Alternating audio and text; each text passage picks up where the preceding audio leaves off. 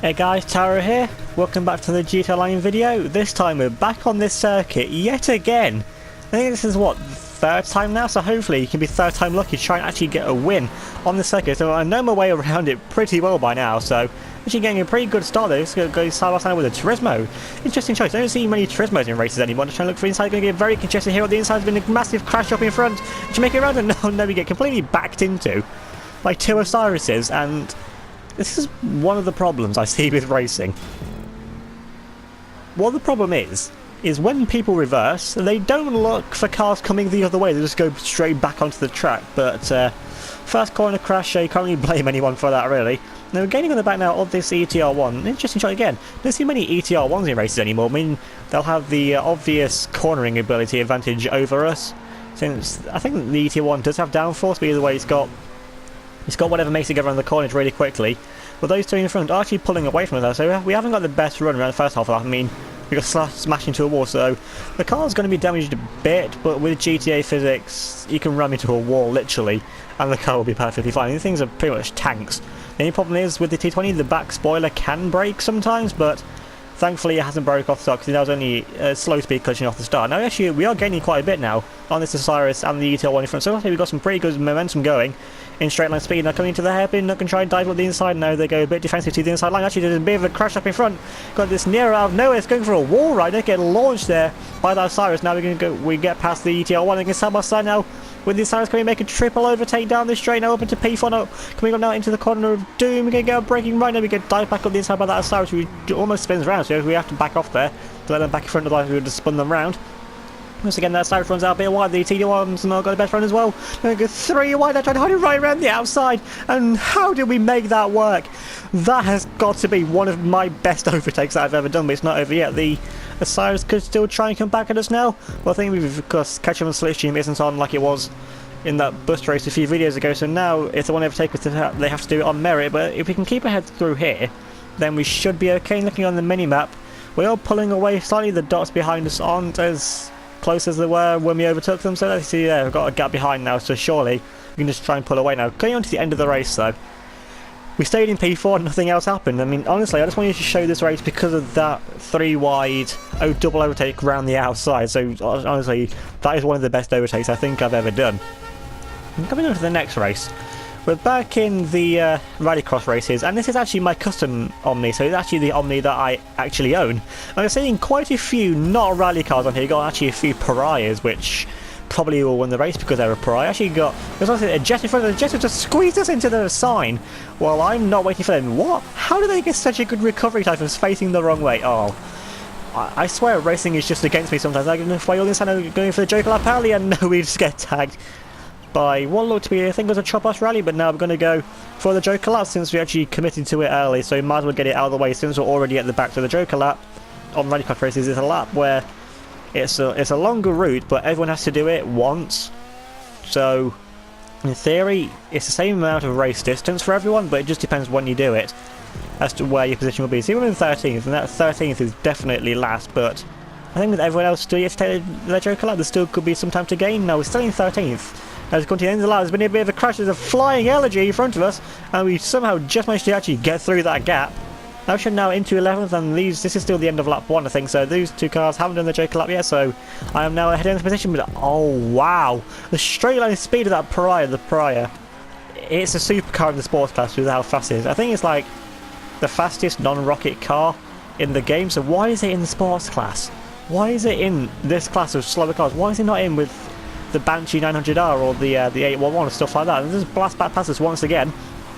Then we've actually got a Flash GT up in front, so the Flash GT, the new dominant rally car of the class, and we make our way back up the inside of that the Pariah, because it's got absolutely no speed on the dirt, because like the RE7B and the Wagner, at slow speed it just spins the wheels up, so it hasn't got a lot of traction. There's still a Pariah trying to look for ways to get around our outside. Now coming under heavy braking now for this next hairpin, and the Pariah just completely rams us out of the way. Well, I'm going to have to give you a bit of karma now, aren't I? Because you blatantly take me out, I'm going to blatantly take you out. And I'm moving a bit further on, we're now caught up to that Pariah once again, and they've completely taken themselves out, so I don't even need to give them karma anymore. Unless they catch back up to me, then I definitely will, but that's what I'm saying. The Pariahs just don't work on this kind of track.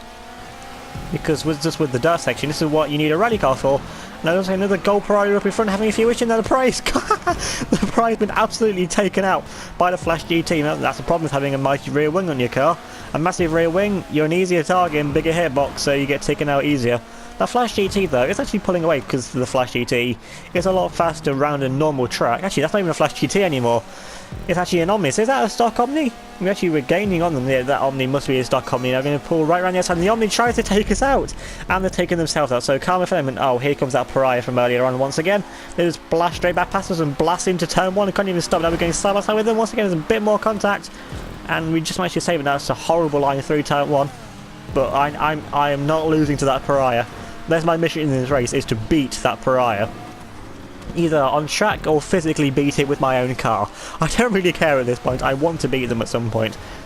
And I'll say, they've spun themselves out once again. They're really not a good driver, are they, whoever's in that Pariah, but they're relying on the ability of their car, with how fast it is, to pull them along. Moving a bit further on, we're still in P6 now, it's the end of the race, people are finishing. But because we're still in P6, we're still ahead of that Pariah. Can't even see them behind us when we look back. So P6 is pretty decent given the first lap we had. Halved our position from where we were at the end of the first lap. We're coming on now to the next race. And it is actually my favourite race in the whole of GTA. Cyprus Bumps GP, made by Tom Pearson, I think his name is. I'm starting once again at the back. I mean, why would we not start at the back on my favourite race? And you know, we've got a Sultan, an interesting choice of car there. Got a few LGs as well, got the few regular cars, the purple LG's gone absolutely flying!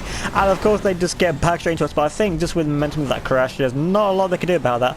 Now we're trying to find a way now around the outside of the Sultan, of course, the Sacro v Sultan. The Sultan's going to have absolutely no answer for our straight line speed advantage, but now we can pull back over to the racing line now. We're in a bit of contact on me from this with the two Porsches, the Comet, and actually I don't really see a 9F anymore, especially the Cabrio version. I think that's actually a little bit slow now. They're pushing it, diving up the inside. I'm going to try and dive it around the outside where they run out completely wide, completely run out of road. And oh, slipstream's on. Okay, seeing a few slipstream lines coming off the back of our car. The Porsche runs out a bit wide. Now we get back up now into P2. Now trying to look for a way now around the outside now of this 9F in the lead. The 9F actually turns in a bit early, it's back into the wall. Now we're up into the lead and we brake. Oh, that's way too early. Now that 9F's actually coming back at us, so 9F actually had a pretty good recovery there, but we're still in the lead. I go for the carry, but the 9F now holds it there around the outside to see the speed advantage. Now here comes the Sultan out of nowhere. The Sultan gets punted out wide through this high speed chicane. If that was normal, then you wouldn't actually have to brake through there, but when you want to try and go 3 wide, then the best answer is just to back out of the corner, because there's no way otherwise they're actually going to get around the corner. So we are down into P3, but actually going for the curb, it's actually no one else's, so I don't think anyone else actually knows where they're going on this race. I mean, I've easily done over 1,000 laps legit on this track, so I know my way around here with my eyes closed, if I'm honest. And if I wait inside a bit of contact in the 20 in front, then we get back up now into P2. We now go for the curb here on the inside, but once again the car in front doesn't go for it because it doesn't know about it. Now it's still got the slipstream on the front, on the back of our car. Now getting the slipstream now a bit wide though, because once again, slipstream round corners, that really isn't a good combination. Now the 9F's going to dive it up our inside now, and they're going to completely take us into the wall. What are you doing, 9F? That is not an overtaking opportunity, and that's why. Now we're down into 4th, now we've got the LG trying to get around the outside now, trying to demote us down to P5, but we still got the inside line, we can brake late and force the LG out wide. Now we get back up though into P4. Now there's a bit of time yet to try and gain if you actually want to catch up back to the cars in front, but I think with my track knowledge and with a bit of luck, I think I can catch back up to the cars in front.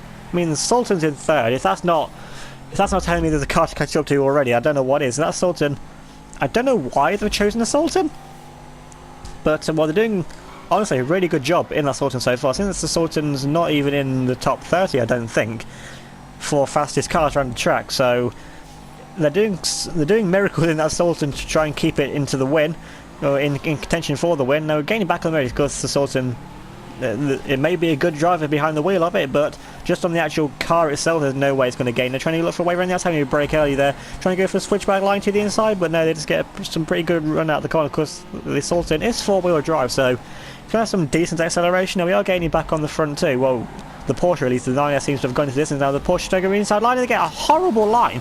What were they thinking? You can't take that kind of line around that corner. I mean, we saw the 9F take a tight line before, which didn't work.